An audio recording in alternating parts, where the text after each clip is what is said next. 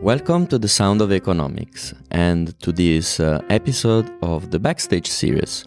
I'm Giuseppe Porcaro, the head of communications and events of Bruegel, the economic think tank based in Brussels, and I'm pleased to have here with me Marek Dabrowski, non-resident fellow here at Bruegel, and also Hlib Vyshlinsky, I hope that I am pronouncing it correctly, Hlib, who is the executive director of the Center for Economic Strategy in Kiev. We are here for in the backstage of our event that we held today, which was held in cooperation with the Center for Economic Strategy. So we would like to thank Hlib not just for being here to this episode, but actually to have organized that event together. And we discussed the issues related to the Ukrainian economy and the way forward after a year of political turbulence. A little bit of introduction about that. I mean, this year, all eyes have been on Ukraine as the country has been going to the polls twice. After electing a president in April, Ukraine will vote again for a new parliament. And this new government will be in charge of the Ukrainian economy for the next 5 years. This political change is unfolding as the Ukrainian economy is slowly recovering from the deep economic crisis of 2014-15 and is under the pressure of sovereign debt and an aggressive Russia. What are the main challenges for the Ukrainian economy in the coming years, and what should the new government do to meet these challenges? How could the EU and other international partners help in putting Ukraine on a path to sustainable economic growth? Those are the key questions that have been debated in a very interesting panel. And I'm asking Hlib and Marek their first takes on those discussions and what do they think about those challenges. Yeah, the key issues that we discussed was what is the role of macroeconomic stability? As like all crises in Ukraine, they started from, in fact, destroying this macroeconomic stability. There were financial crises. We had depreciation of the national currency. We had blows to the banking system. We had episodes of very high inflation and certainly destruction of real incomes of the households. So with the peak of sovereign debt repayment that we have in this and upcoming 2 years, when Ukraine has to pay $20 billion, which is roughly the same as all gross international reserves of the Ukrainian central bank, we need to be very careful in devising our economic policies, in working with international creditors, and generally it is to more extend the issue of this political turbulence and the issue of, for example, unpopular reforms that are needed now. Like Ukraine is not in the situation like Greece was at. Ukraine currently, as Marek mentioned during today's event, like we already incurred a lot of pain, and like what we are trying to do now is to prevent another episode of pain. So to prevent those other episodes of pain, Marek, what do you think the steering of the economic policy in Ukraine should take into account? Yeah, discussion about pain is not easy because looking for some historical counterfactual scenario, one could say that some reforms were done faster 3 or 2 years ago, perhaps less pain and less reform effort would be needed now, and more results of this first reforms effort done 2014, 15, 16 would be seen today. I don't want to say that Ukraine didn't reform its economy and political system, but agenda remain unfinished. Actually, reform process stopped in the second half of 2017. Already at that time, election campaign started.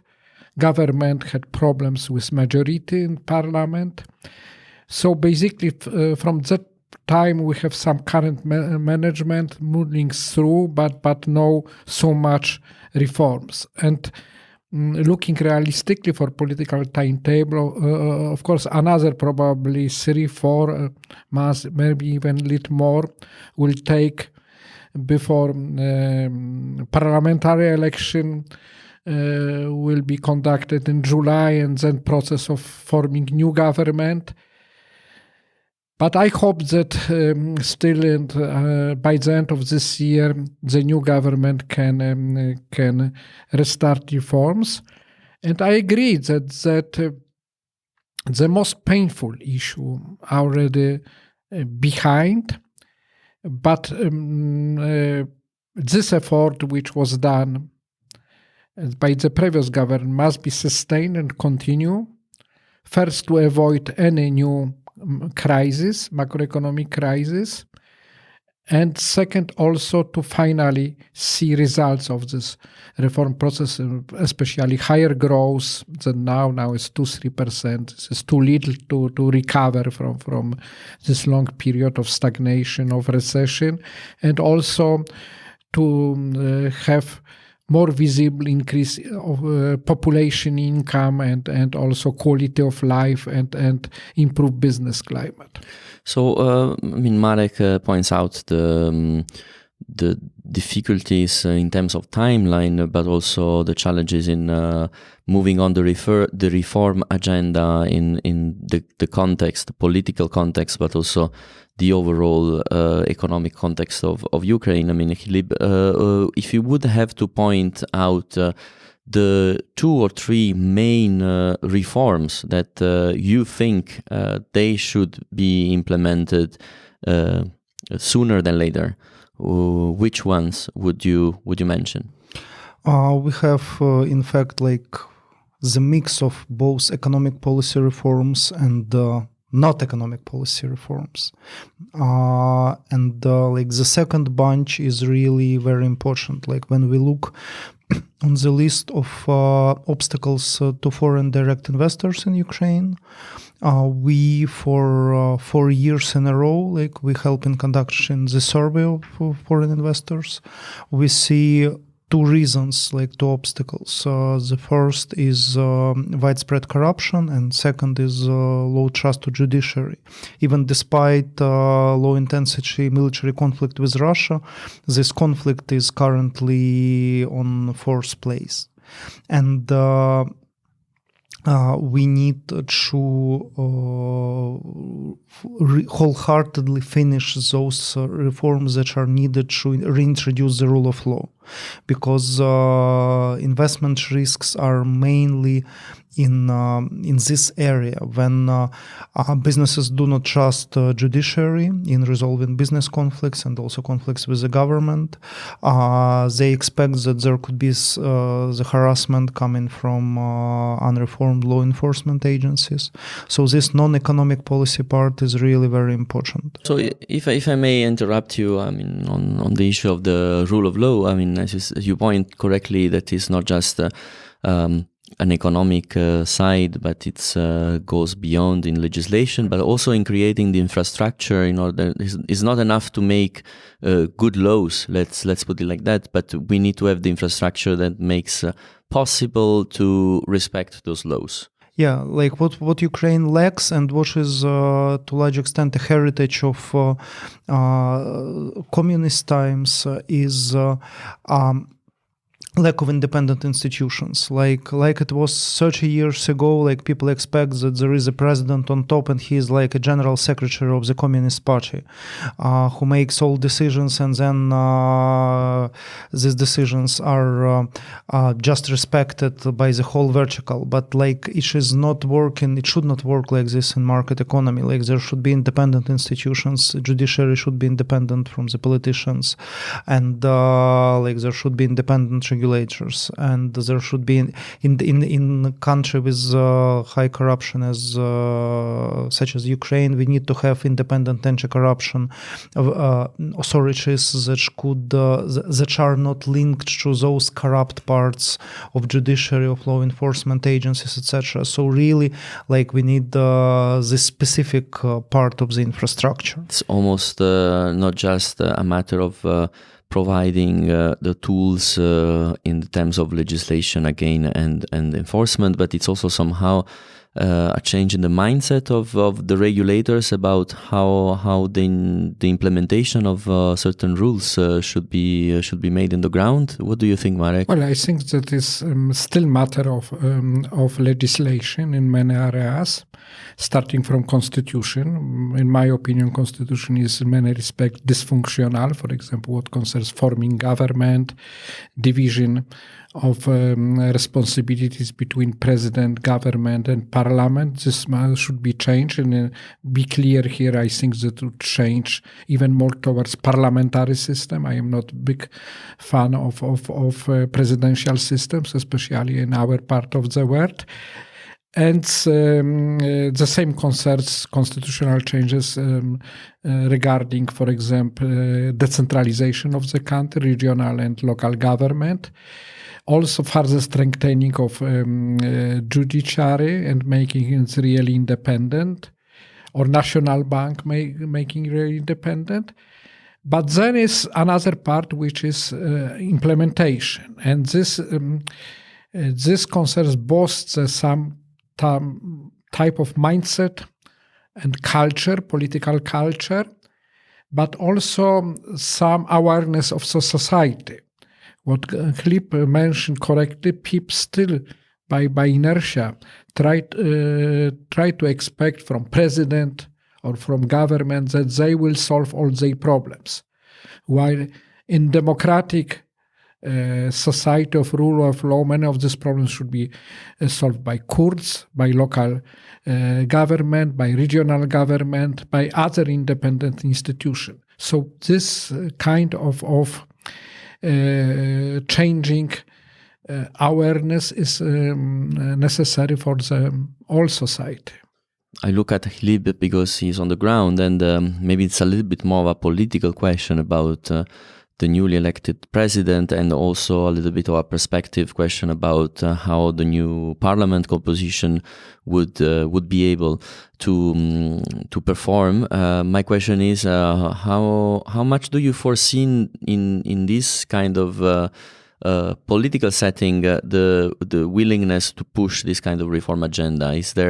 Are there clear signals about that, or counter signals? How does it looks? Like the keyword in Ukraine now is uncertainty, and just today an opinion piece was published that I wrote like a few days ago about like potential scenarios for Ukraine, and they range from the most negative scenarios that is still possible, that could result in, for example, trying to go back from geopolitical choice of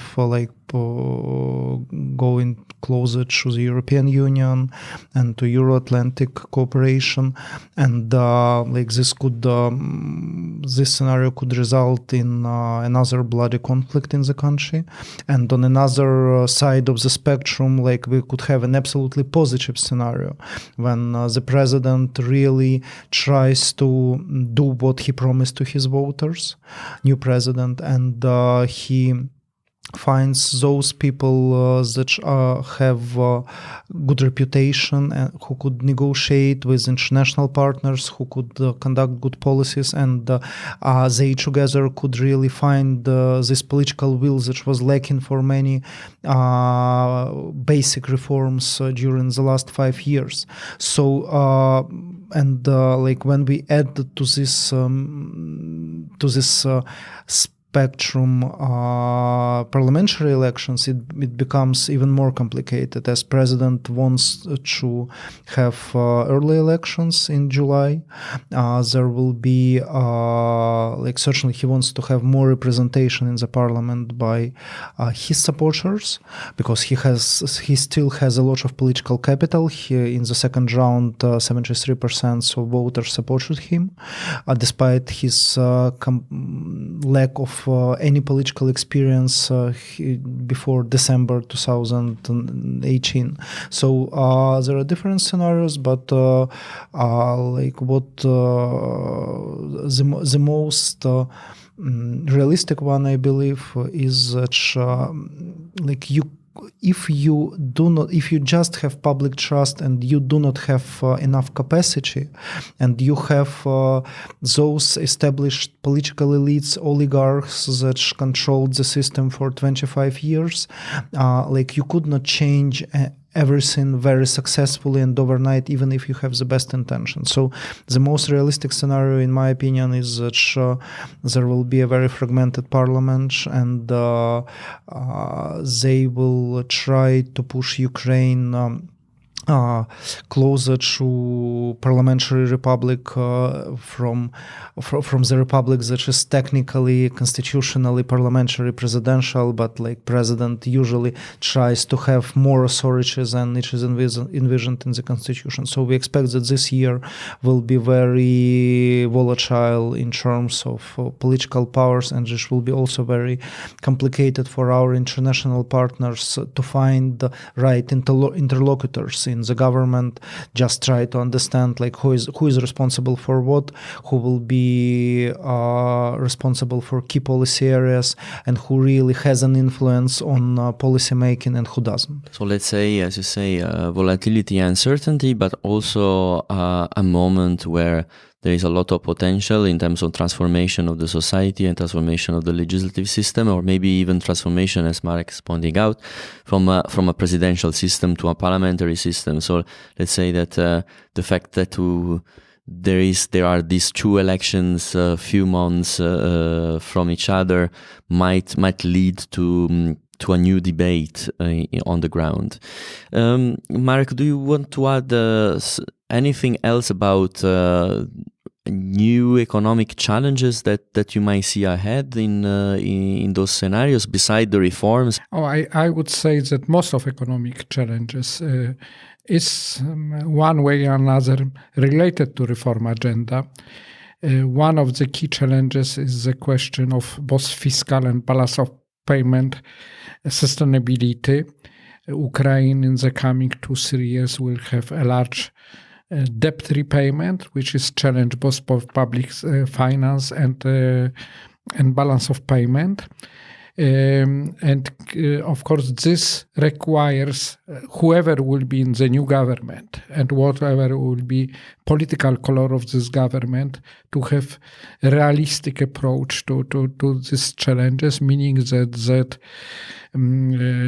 fiscal responsibility must be continued or even further tightened, that country must continue cooperation with the IMF and other donors, because otherwise it will become bankrupt quite quickly, and also must look for resolving those problems, which sometimes are not purely macro. There are rather structural or institutional, but ultimately they have macroeconomic consequences. Let me give one example: privatization. This was definitely the lacking component of reforms in the past 5 years.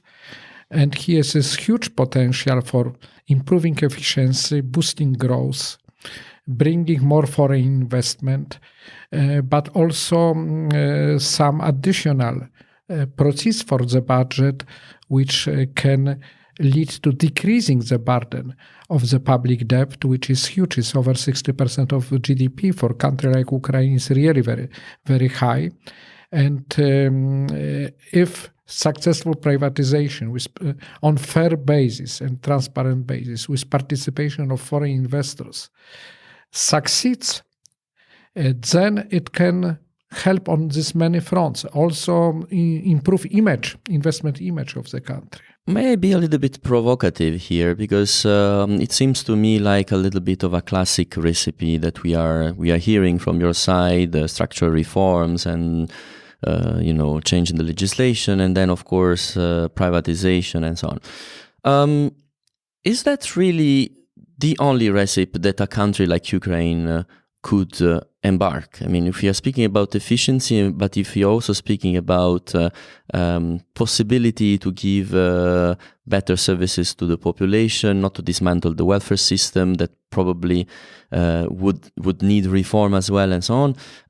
We are also speaking about income generating activities for the government, and obviously I'm not by far trying to hint that system should stay the same of 30 or 40 years ago, but I wonder if privatization of certain assets is the only solution, or if there can be an effective use of public resources or public assets in a way that is still competitive and subject to the rules of law and the rules of the market, but not necessarily again reproduce the vicious circle that we've been seeing in other places, where you privatize, you have a short-term cash flow for the government, but then when this cash flow of the government is gone, you are basically set with the public assets that are impoverished, and they need to either raise taxes or lower the level of the services.